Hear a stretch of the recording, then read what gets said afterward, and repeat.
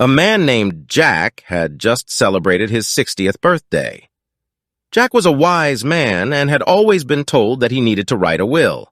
However, he didn't know where to start or how to go about it. So Jack decided to consult with his lawyer friend Tom for some advice. Tom explained to Jack that creating a will was a crucial step to ensure that his assets were distributed according to his wishes after his death. Jack listened attentively as Tom shared some tips on how to create a will.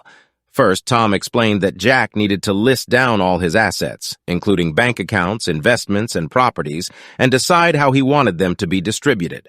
He advised Jack to be specific and leave clear instructions for each asset.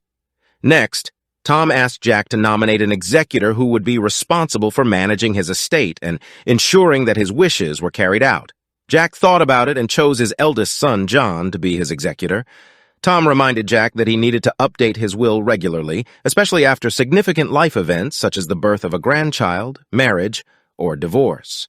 Jack realized the importance of keeping his will up to date, and he promised to make any necessary changes as they arose. Finally, Tom explained that Jack needed to ensure that his will was legally valid by signing it in the presence of two witnesses who were not beneficiaries. Tom offered to be one of Jack's witnesses and suggested that he ask a friend or family member to be the other witness. Jack felt relieved after speaking with Tom, and he felt confident about creating his will. He followed Tom's advice and created a will that reflected his wishes and provided clear instructions for his assets.